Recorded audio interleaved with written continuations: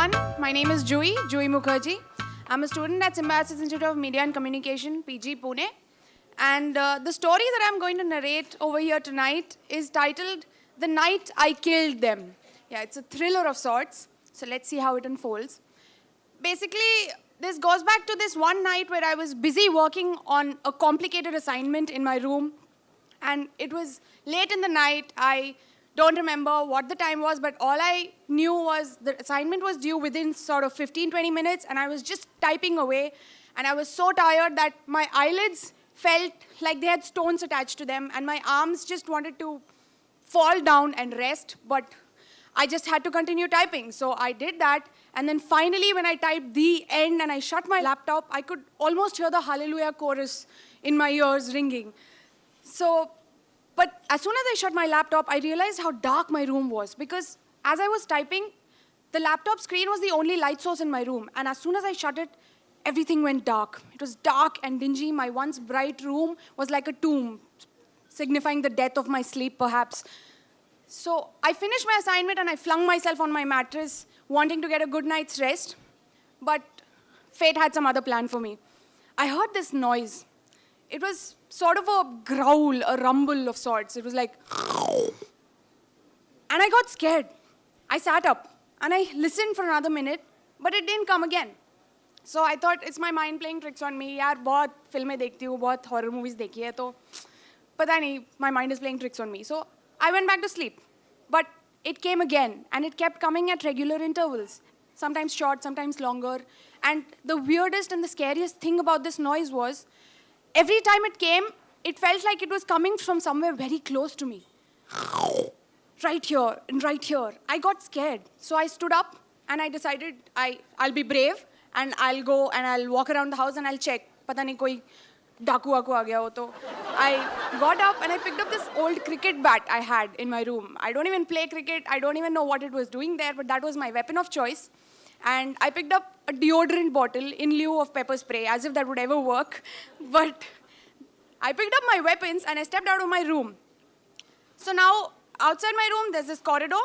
And to the left of the corridor, there's the kitchen and the dining area. And it's mostly visible from my room's door. And to the right, there's my parents' bedroom. And there's the living room. I decided to go right first.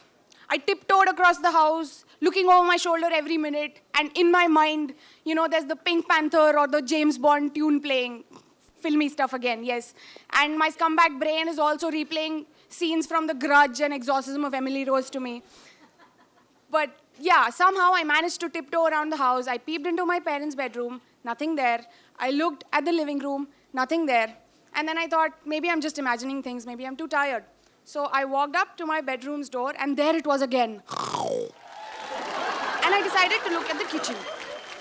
I shouldn't have done that. Big mistake. If I wouldn't have done that, I would probably had a normal night's sleep. But I looked at the kitchen, and what I saw terrified me. Because it was there, my monster. My monster was back, and it was there in my kitchen, staring right back at me, with eyes piercing. And I froze. I didn't know what to do. I just stepped into my room, locked the door behind me, and I fell into a heap on the floor. And I started hyperventilating. I thought that my monster was gone, but it was back. Now, the scariest thing about my monster is it was not like the monsters that I had seen in movies or comic books. It didn't have tentacles or teeth or, you know, bleeding eyes or something like that. It actually didn't even have a face. It was white, and it glowed from the inside, like it had swallowed our Diwali lights or something. And all it had was a mouth so big, like as if it was some door or something. And the worst part about this monster was, whenever I looked at it, it would lure me towards it. And whenever I gave in, whenever I had given in the past, it would make me do things that I would regret in the morning, and I would weep. So I sat there on my floor. I didn't know what to do. I thought maybe I should go into my washroom and splash some cold water on my face, and maybe, you know, this is just a hallucination, it'll go away. So I stepped into my washroom, and that was another big mistake, because over there, the monster had placed its minion. This was like a smaller, white, round version, and this had an eye, but the eye didn't have an eyeball. It was showing me a number. 66. Yes, the first 2 digits of Satan's trademark integer, 66. You know 666, the number that comes on Damien's head in Omen. So I ran out of the washroom too, and I started walking in circles in my room. It felt like my own room, my abode, my place to rest was crashing in on me, and I didn't know what to do. And the rumbling started coming from somewhere inside me now. And in an attempt to just quell all of this, I just went to my window and I opened the curtains and the window, hoping that some fresh air, some light will probably help me. As soon as I did that, a light shone on my calendar. That happened, and I realized that my calendar dates had numbers written with them. January 6th, 1568. January 15th, 1267. January 25th, 1266. Yes, 66. The same number, but this time in my handwriting. I saw that number and I began to laugh. As I realized what was happening, I laughed louder. Confused? Well, let me tell you, the numbers on my calendar were calories. 66 was weight. The monster in my kitchen was my fridge. The minion was a weighing scale. And the rumbling was my own stomach, because the only thing I had fed it that day was a glass of milk.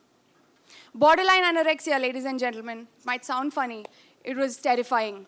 And I cannot tell you the number of nights that I cried myself to sleep, torn between wanting to go and have 2 bites of bread, but torn between trying to look perfect, size 0.